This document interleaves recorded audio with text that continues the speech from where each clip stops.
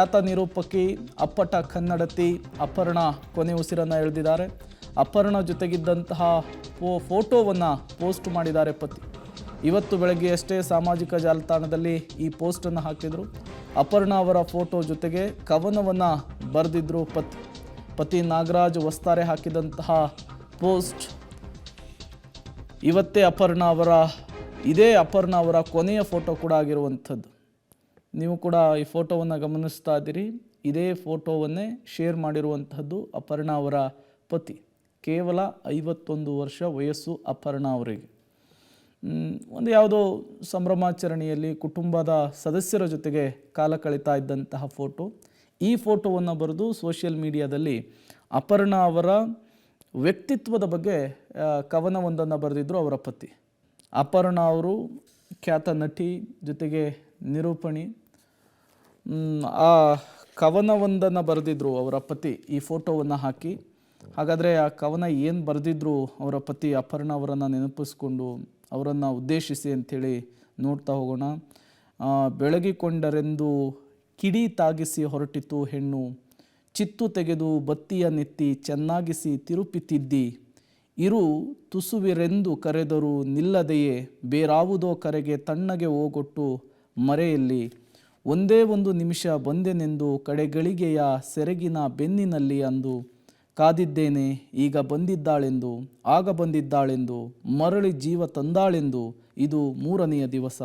ಇಷ್ಟಾಗಿ ಬೆಳ್ಳುಗಳಿಟ್ಟಂತಹ ಕಿರಿಸೊಡರ ಬೆಳಕು ನಾನು, ಉರಿಯುವುದಷ್ಟೇ ಕೆಲಸ ಇರುವ ತನಕ.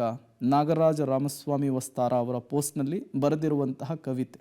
ಹೆಂಡತಿಯ ಫೋಟೋವನ್ನು ಹಾಕಿ, ಈ ಫೋಟೋ ನೀವೇನು ಸ್ಕ್ರೀನ್ ಮೇಲೆ ಗಮನಿಸ್ತಾ ಇದ್ದೀರಿ, ಈ ಫೋಟೋವನ್ನು ಹಾಕಿ ಈ ಕವನದ ಸಾಲುಗಳನ್ನು ಹೆಂಡತಿಗಾಗಿ ಬರೆದಿರುವಂಥದ್ದು, ಪತಿಗಾಗಿ ಬರೆದಿರುವಂಥದ್ದು.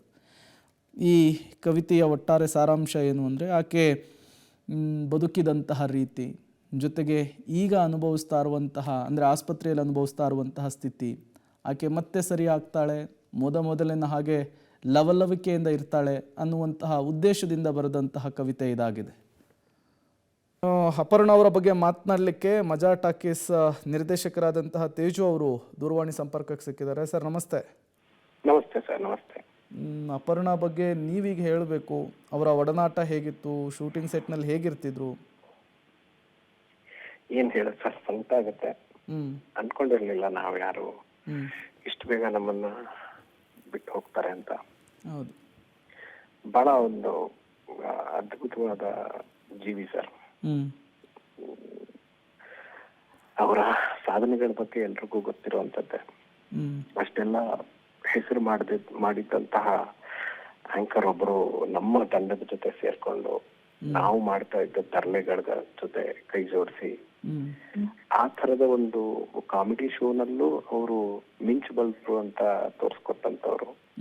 ಅಲ್ಲೂ ಸಹ ತಮ್ಮ ತನವನ್ನ ಬಿಡದೆ ನಮಗೆಲ್ರಿಗೂ ಎಲ್ಲಾ ವಿಷಯದಲ್ಲೂ ಗೈಡ್ ಮಾಡ್ತಾ ಇದ್ದವರು ಅಪರ್ಣಾ. ತುಂಬಾ ಬದುಕನ್ನ ತುಂಬಾ ಪ್ರೀತಿಸ್ತಿದ್ರು ಸರ್. ಅವ್ರಿಗೆ ಹಿಂಗಾಗ್ಬಾರ್ದು.